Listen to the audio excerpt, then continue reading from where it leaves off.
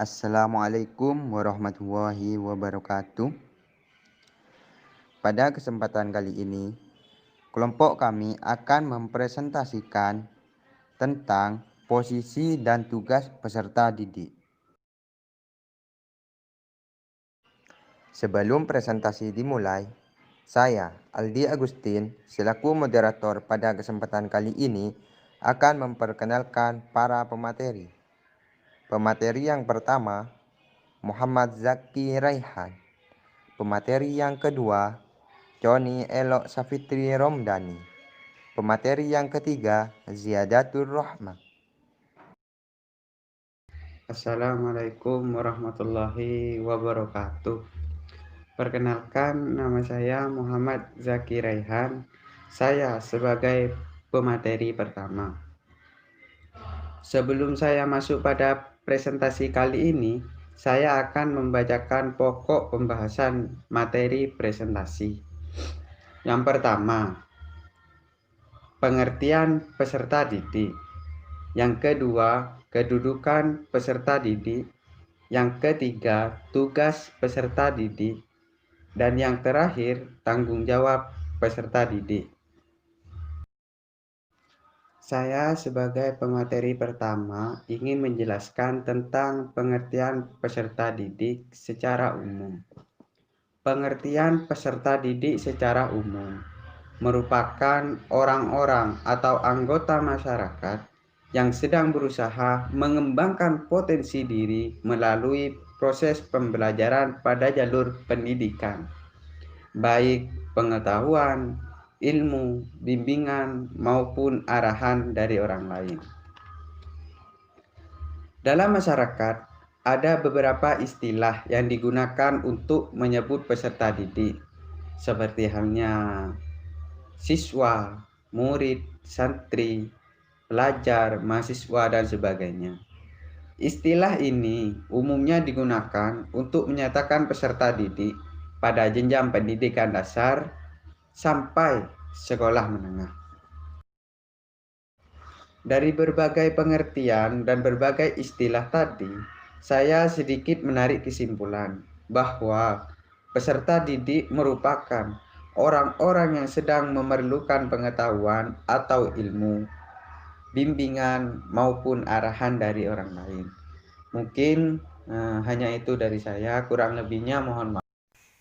Saya, Koni Elok Safitri Romdani, sebagai pemateri kedua, ingin menjelaskan tentang kedudukan peserta didik dalam pendidikan Islam. Peserta didik merupakan pokok persoalan dalam dunia pendidikan. Peserta didik juga merupakan objek utama dalam kegiatan belajar mengajar.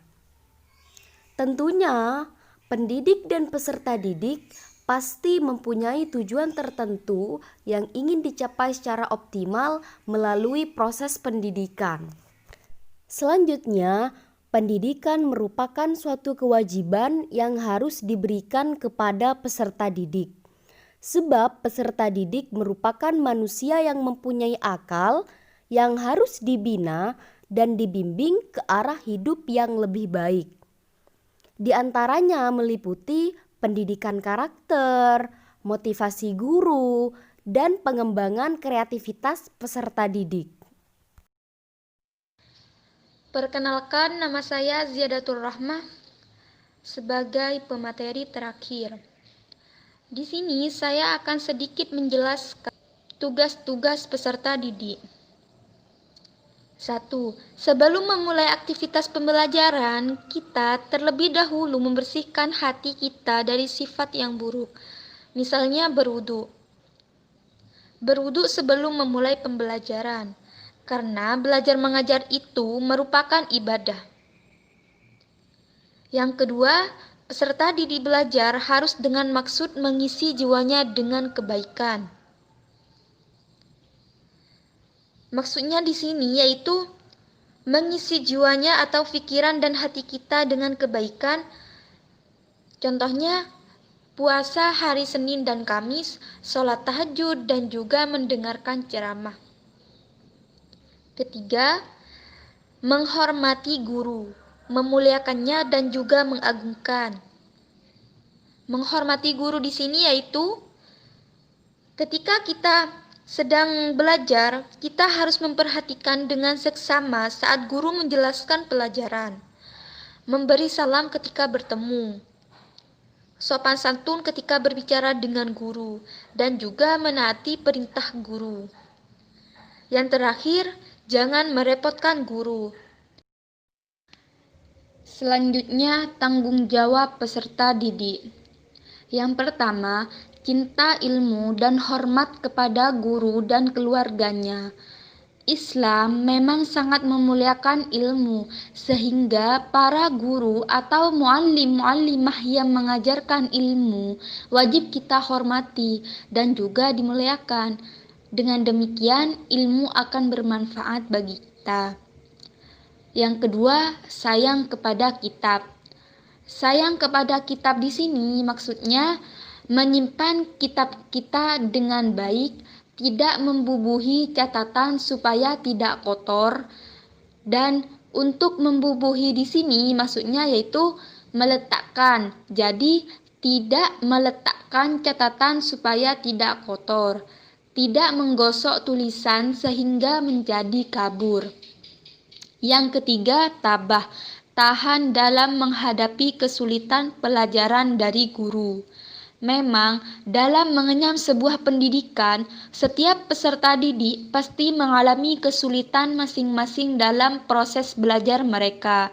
Sebagai langkah utama untuk menghadapi kesulitan tersebut, maka kita sebagai peserta didik harus berupaya dalam memahaminya terlebih dahulu. Dan yang terakhir, tawakal. Seorang pelajar atau peserta didik memang harus bertawakal dalam menuntut ilmu, karena bertawakal dalam menuntut ilmu itu adalah salah satu perkara seseorang untuk memfokuskan kefokusan belajarnya dalam menuntut ilmu dan juga dalam hal apapun.